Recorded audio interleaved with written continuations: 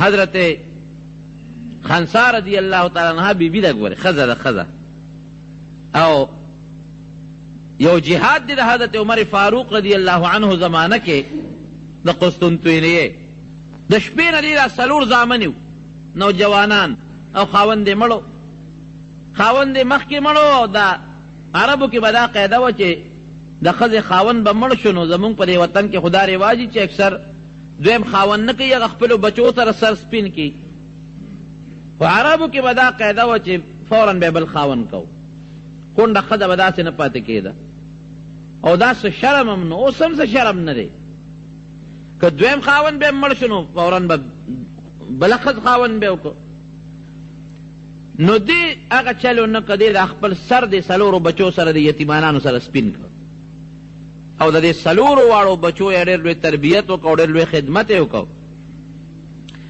چې کله دا زلمی شو او بالغان شو دغه زمانه د عمر فاروق رضی الله عنه ده او د قسطنطنیې جهاد دی د شپې څلور واړه بچي کېنول بچی کېنه بچی یو تپوس د نه کوم زه څنګه مور یم وایي ته خو زمونږ ډېر ښه مور یې وایي ستاسو پلار مړ شو او تاسو ما ته ماشومان اومخلو یتیمانان پرېښودی او ما ستاسو ډېر لوی خدمت وکړو تاسو مې واړه لوی کړی او ستاسو د پلار د جامې مې ډېر خیال ساتلی دی ستاسو د حیا خیال مې ساتلی دی بچې چې د ستاسو د پلار په جامه یا ستاسو په جامه خو به زما د وجې نه څه داغ نه لګېدلی نه مورې تا خو ډېر د حیا او د پردې ژوند تېر کړ موږ د ماشومان لوی کړو وی بچې ګوره سر مې د سره سپین کړ د عربو قاعده خو دا ده چې ښځه خامخا دویم خاوند کوي ما ګورې دویم خاوند ونه کړ ما تاسو سره سر سپین کړ تاسو مې خواري وکړه ځکه پښتانه م وایي چې پلار پردي شي نو څنګه د پلندر شي نو زوی پردي شي بیا که نو که درې بل خاوند کو خو بچي به پردي و پردي خدمتونه به یې کول نه ستاسو دپاره ما په ځان سخته تېره کړه ماشومان مې لوی کړی اوس وایه بچې زما حق به منې که نه زامن په دې سوچ کړي چې دا مور به راته وایي چې مزه جهاد له مزې ځکه نن سبا میندې همداسې کوي که لږه غوندې ګرمي وي بچې د خیر دی رامونځ کول وکړه جومات ته مزه ګرمي ده که لږ غوندې باران او یخني وي بچې د خیر دی دا کومو کور مونځ وکړه خټې دي چقړې دي چې د درز به وخورې نن میندې د بچي د صحت خیال ساتي د الله او د رسول د احکامو خیال نه ساتي لکه د هغې به هم دا سوچ و چې مونږ خو به جهاد له ځو هسې نه دا مور راته وایي چې مه ځئ لکه مور په بچي ډېره زیاته خفه کېږي وی بچې زما حق منې او مور ته چې څه حکم کې نو مونږ ستا خبره منو وی ښه بچو سار له جهاد دی د امیرالمؤمنین اعلان کړی دی د کافرو مقابله کې تاسو به ګورې جهاد کې خامخا شرکت کوئ بچی خوشحاله شو مورې مونږ خو ته به منې کې وی سوال نه پیدا کېږي ولې به منې کوم او داسې جهاد به نه کوې وی چې کله د جنگ اور ګرم شي نو یو یو به دې اور ته وردانګې جنگ ته به وردانګې او د خپلې پوره بهادرۍ اظهار به کوې او که په غیرت کې او په بهادرۍ کې بچو لږ غوندې کمې م راوسته نو د قیامت پر ورځ به د خدای په دربار کې زه بیا د خپل حق تپوس تاسو نه کوم دې ته مور وایي قیامت پر ورځ به بیا سره ګورو مورې مونږ خو د الله نه دا ورځ غوښتله شکر دی چې ته م راته دا وې سهار چې جهاد میدان ګرم شو او دا د تورو شلنګار شو یو پکې ورغې شهید شو بل ورغې بلم شهید شو بل ورغې بلم شهید شو بل ورغې بلم شهید شو څلور واړه زامن یې په میدان پرېوتل او شهیدان شو صحابه اوس وایي ملګري چې دې مور ته به اطلاع څنګه ورکړو دا خو که مور خبر شو چې څلور بالغان بچي چې دې مور ورسره لستړې کړی وي یتیمانان یې لوی کړل څلور واړه مړه شو شهیدان شو خو دا مور یې پټکه مري دا لیونی نه شي غریبه ځکه بل د دې مورې څه شته دی هم نه همدغه بچي ولاړل شهیدان شو خیر چا خبر کړه چې خبره یې کړه را روانه شوه صحابه ونیوله خنسا رضی الله عنها ته وایي ته څه کوې تورې کوې دلته کې خدای به خیر کوي نه نه ما نه خبره مه پټوئ ما ته د خپلو بچو بهادري معلومه وه ما ته پته هم لګېدلې ده خو ما ته خپل ګلونه وښایه د خپل بچي راته لږ غوندې وښایه چې د بوټې دوه درې خبرې ورسره کوم چې میدان ته راله کافر مرداران پراته دي صحابه هم شهیدان دي ملګري مسلمانان هم شهیدان دي دا 4 واړه بچي داسې په میدان په وینو کې لت پت پراته دي. دا ګوره ډېره ګرانه ورځ ده، ډېره ګرانه ورځ ده. ورته ودرېدله، وی خلک به وایي چې نن به خنسا لیونی شي، خلک به وایي چې نن به خنسا ګریوانونه شته، او خلک به وایي چې دا به نن ګیلې او شکوې او چغې به وایي. وی زما د پاک رب قسم چې ما کې ساه چولې ده او دې جمدی پیدا کړم چې په زندګۍ کې په ما خوشحاله روز راغلی ده، نو هغه دا ده چې نن تاسو د الله په دین کې د الله په لار کې په دې وینو کې لت پت پراته دی. اوس به زه په روغ زړه د قیامت پر ورځ د لوی الله سره ملاقات کوم، او زه به په روغ زړه د قیامت پر ورځ د خپل ښکلي رسول سره، چا سره چې ما د اسلام بیعت کړی دی، هغه سره ملاقات به کوم، او په روغ زړه سره به زه ستاسو پلار سره د قیامت پر ورځ باندې ملاقات کوم. صحابو په دې عمل کړی.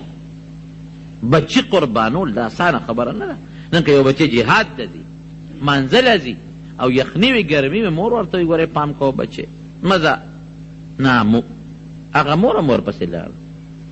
د مرګ نه خو څوک بچ کېدی نه شي. کوم وخت چې د چا دپاره مقرر دی نو هغه ټیم باندې خامخا به مري. دا نشته پکې چې قرآن حکیم کې الله فرمایي اینما کنتم څنګه دی یدرککم الموت ولو کنتم فی بروج مشیده، که غټو غټو محلاتو په غټو غټو بلډینګونو کې پراته، خو چې د مرګ فیصله ستاسو دپاره د کوم وخت شوې ده، دا بلډینګ تاسو نشي بچ کول، دا لوی محل تاسو نشي بچ کول. مرګ خو یقیني نو بچی به هم د الله نه قربانه. صحابو چې هجرت وکړه د مکې مکرمې نه مدینې منورې ته، کورونه یې پرېنښودل، ټول پرېښودل، باغونه یې پرېښودل، کورونه یې پرېښودل، بلډینګونه یې پرېښودل. د چا پلار دلته پاتې شو، دوی ته لاړل، د چا بچې پاتې شو، د چا ښځه پاتې شوه، ښځې پکې پاتې شوې، ماشومان پاتې شو، مور او پلار پاتې شو. ولې الله او رسول خوشحاله وو. که سړی چې هجرت کوي که نه، نو ځان سره ټوله قوم بوځي، ځکه وطن پاتې شي، خو ښځه وسرئ، بچي وسرئ، مور او پلار خو وسرئ که نه. نه، دا صحابو قسم دی چې هر څه پرېښودل، یک تنخوا لاړل مدینې منورې ته هجرت یې وکړ. قوم به کافرو، دی به مسلمانو لا بړه، پلار به کافرو، زوی به مسلمانو، بابا سلام علیکم لاړم دنه. زوی به کافرو، پلار به مسلمانو، بابا سلام علیکم لاړم دنه. ښځه به کافره وه، خاوند به مسلمانو، سلام علیکم. ښځه به یې پرېښوده، بچي به یې پرېښودل، مال تجارت هر څه پاتې. ولې الله باندې کله چې د الله او د رسول او د دې څیزونو مقابله راشي، دا څیزونه به ټول پرېږدي، لوی الله به اخلي. ام حبیبه رضی الله عنها د نبي علیه السلام بیبي ده، ام المؤمنین ده، او پلار یې ډېر لوی کافر دی ابو سفیان، وروسته بیا مسلمان شو رضی الله عنه. نو د کافرو د خبرو اترو دپاره دا پلار یې راغی مدینې منورې ته. چې مدینې منورې ته راغی او د پیغمبر علیه السلام سره خبرې اترې کولې، نو تپوس یې وکړي زما د لور کور کوم دی. ډېره موده شو چې لور یې نه ولیده، ځکه ډېر د کافرو سردار دی د مکې، او لور یې د نبي علیه السلام بیبي ده. چا ورته وښولوي هغه ستا د لور کور دی، چې راننوته. نو چې اولاد د پلار سره ډېره موده پس میلو شي، نو ډېر زیات خوشحاله. بیا لور داسې شي و چې د زوی په نسبت د لور په زړه کې د پلار سره مینه زیات دی، رحم یې زیات دی. وایي چې دی پلار او دی لور یو بل ولیدل، نو د ډېرې خوشحالۍ نه یو بل ته وجړل. لور ورته ډېره زیاته خوشحاله شو. بابا شکر دی چې ستا ملاقات مې شو. لورې شکر دی چې ما هم ته ولیدلې. نو د نبي علیه السلام کور دی، غریبي ده، یو طرف ته یو پوزکی پروت و، هم د کجورو د پاڼو نه جوړ. دا پلار یې ور روان شو، هغه ته خو پته وه، په پوزکي کې ناست دی. دا لور ورته وایي بابا لږ صبر وکړه، یو فوټې پوزکي یې ترې غونډ کړه، او یو خراب غوندې رومال پروت و، خیرن شلېدلې، هغه یې ورته د هغې په ځای باندې واچو. بابا دلته کښېنه، پوزکي یې ترې غونډ کړه. نو ابو سفیان رضی الله عنه هغه وخت یو کافرو سردار و، ډېر زیات خفه شو. ولې لورې په ما خفه شو چې زه رالم؟ نه بابا، نن زه ډېر زیات خوشحاله یم چې زما تا سره ملاقات کېږي. نو یې ګوره زه خو ستا پلار یم او میلمه یم،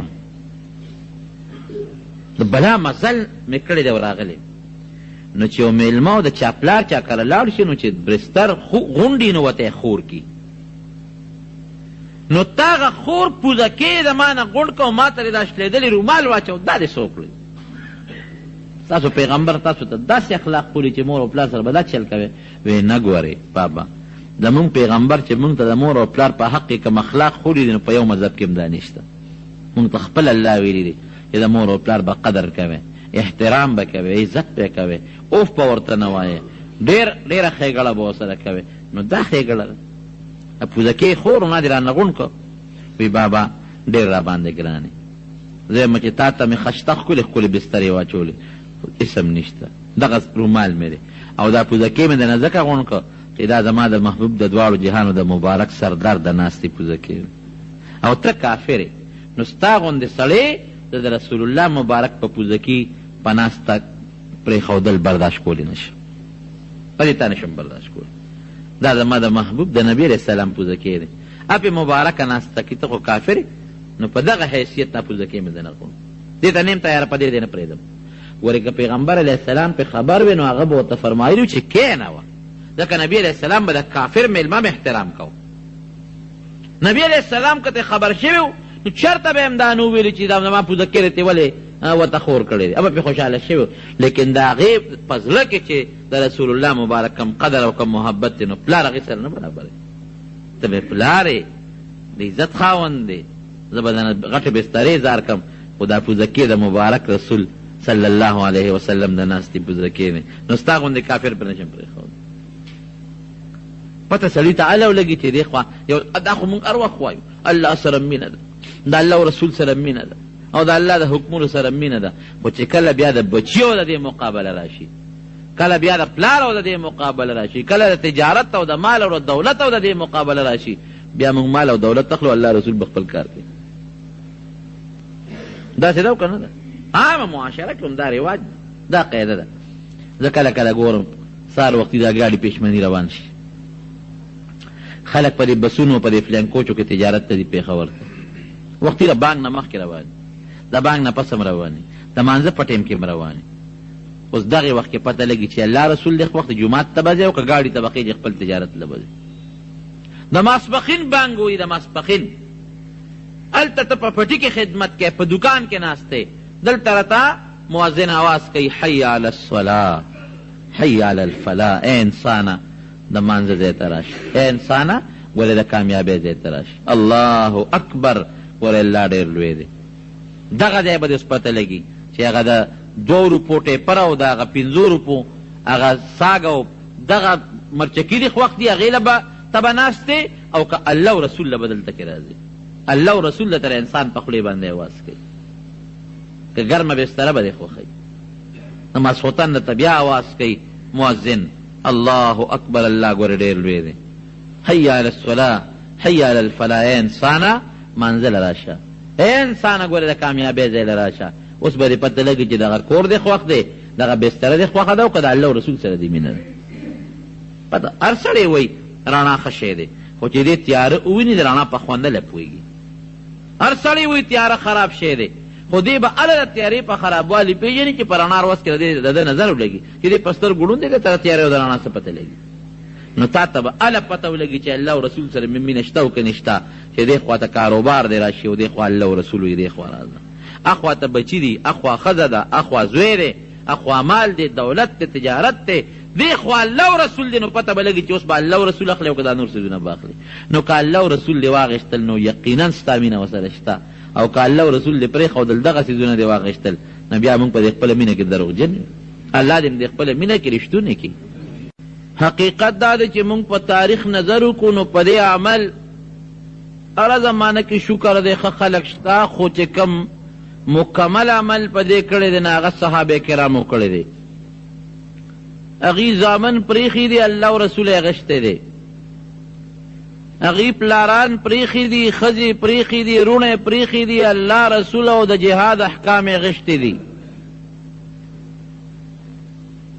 د بدر جهاد دی حضرت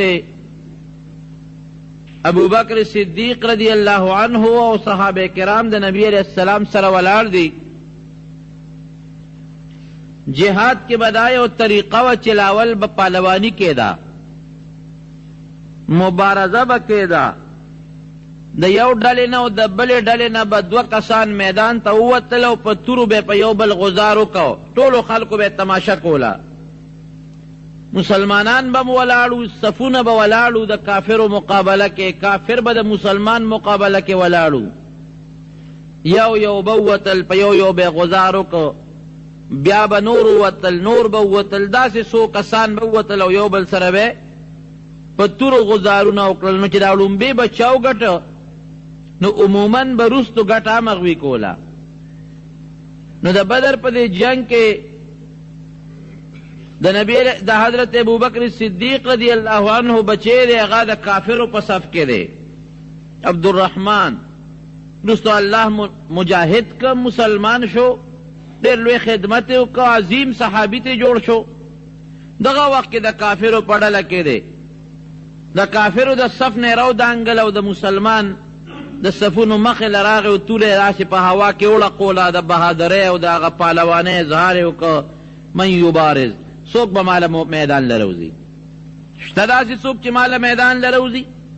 ګوره جهاد نوم هم د دې دی چې په یو بل باندې خپل طاقت ومني، یو بل ته مخامخ ودرېږي، یو ته چیلنج ورکي، د مقابله اعلان وکړي، بل ته د مقابله اعلان وکړي. دا جهاد دی.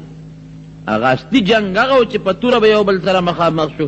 اوس خو صاحبه ده بوساړی شاته ناست دي او ټوس نارې کي، کوئی د پلان کې ګټه وکړه. چېرته په لاره باندې د اونې شاته به ناست دي، ټوس به نارې کي، پلان کې ګټه وکړه. مورچه کې به ناست دي، په بل به ټس نارې کي، د ګټه وکړه. هغه د ګټې مقام به و چې یو سره به هم توره و، بل سره به هم توره و، په میدان کې به یو بل سره جنګېدل. نو چې دی راووت او توره یې وړقوله، اعلان یې وکړه من یبارز، شته څوک چې زما مقابلې له راوځي؟ حضرت ابوبکر صدیق رضی الله عنه پر اواز پوه شو، پلار خو د زوی اواز پیژني. چا نه تپوس وکړه د اواز د چا دی؟ ځکه دی وروسته ولاړو، ګڼه وه، وی دا خو ستا زوی دی. او چې وی زما زوی دی، وی یو بس تورې له کړس ورکو، ورمنډه یې کړه، وی دا یې درلم. نبی علیہ السلام کلک د مټو نو څه کوې ابوبکر؟ وی صاحب زوی مې راوتی دی، هغه مقابلې له ورځم. وی نه ته به نه ورځئ. ګوره پیغمبر علیه السلام کې بیا هم ګورئ نبی علیہ السلام دا نزغمله چې پلار او زوی سره یو بل سره مخامخ شي. که په عام میدان کې شي خو داسې به نه کوي. کلک یې د مټه ونیوه، ته به نه وځې. وی نه د الله رسوله چې الله د پاره او د دین د پاره او د اسلام د پاره او ستا د پاره دا خپل بچی قربان نه کم، نو بیا خوند یې ونه کړ. خوند خو دا کوي چې زه په زوی غزار وکړم او زوی په ما غزار وکړي، دې ته خوند وایي. وی نه ته به نه وځې. بل صحابي ولېږو، هغه سره په پرزو نه شو. نو صحابه د تېنه تېر وو. بیا په دې نه و چې دا زما زوی دی، دی نه وی یاره د الله رسوله څوک مو ورلېږه، یاره غږ ورته مه کوئ، خیر دی، مسلمان به شي، نصیحت به ورته وکړو. نه په دې نه دی، خو چې زوی یې روزي نو پلار والا مقابلې له ورځي. ګټه هم دغې قوم کړې ده، کامیابي هم دغه قوم مونتې ده.